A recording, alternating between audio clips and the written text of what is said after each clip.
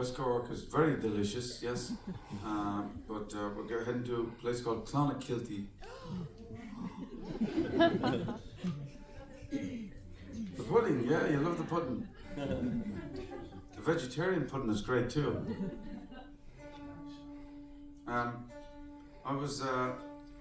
took a drive down there one night many years ago after a show I had in Clonakilty, and down to a little beach called Inchydoney, beautiful beach, and went to the water's edge, and I was contemplating the expression that all sailors are married to the sea. And at the time I was reading a lot of books about Antarctic exploration. There was big interest in that. Shackleton and Scott and Amundsen, the heroic age of exploration, you know. And there was the Kerryman Tom Crean, who served with both Shackleton and Scott on expeditions to try and reach the pole. Never got there himself, but was fundamental to both their expeditions. And I had read that he, after an argument with his father on the farm at 14 years of age, ran away and made for himself a life at sea. You're talking in the 1880s, thereabouts. And you know, really thinking about how in that era it really was life. It was, you could understand why they said they were really married to the sea.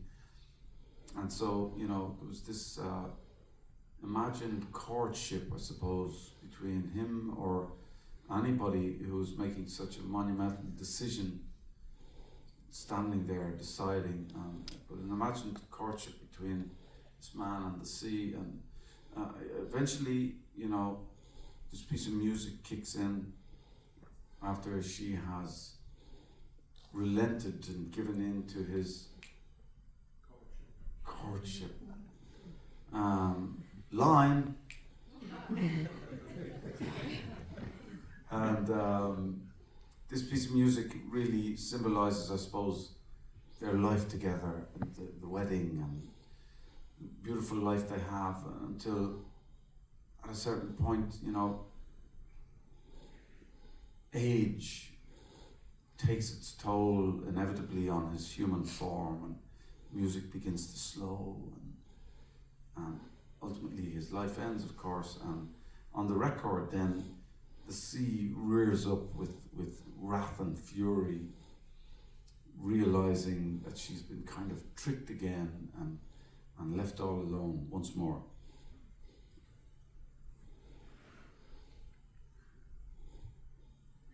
Well, I stood before the ocean in the middle of the night, and 'cause I loved her so, I asked her then if she would be my wife.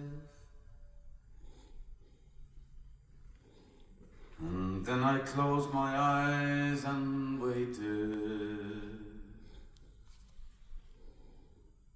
and I listened for an answer, until she kissed my feet and whispered, I could not give you my answer.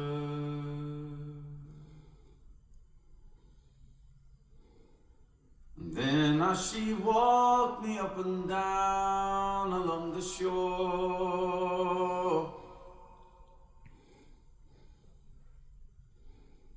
she said, you're far too young to marry me,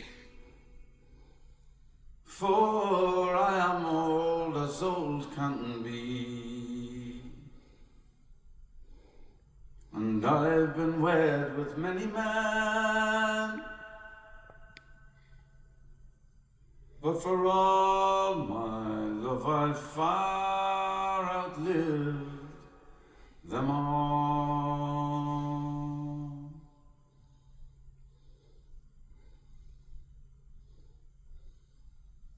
And so I went to her the next night, all married up with wine, and I asked her for her long blue hand, for to hold hers there in mine. And then once again I waited, and I listened for a while, until I heard her voice come crashing in the waves that broke all round for miles and miles.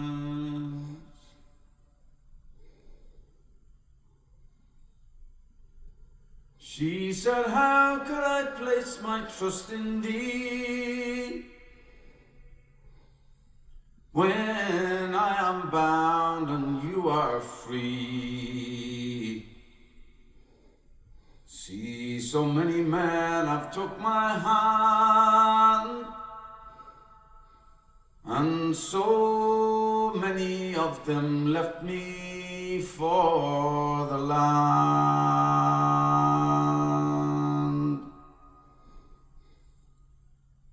There were fishermen, whalers, seamen and sailors, but for all it's just me and the moon. And for each star above me, 10 more have loved me. How could it be different with you?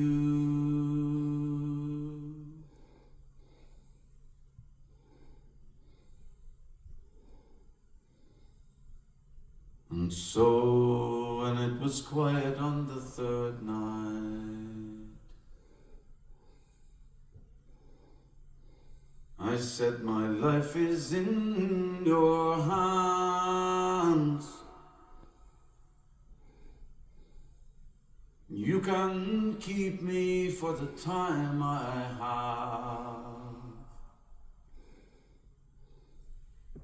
or I lie here on the sand.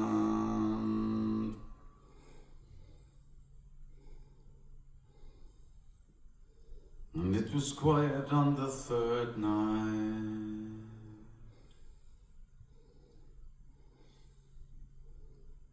As I took off my shoes,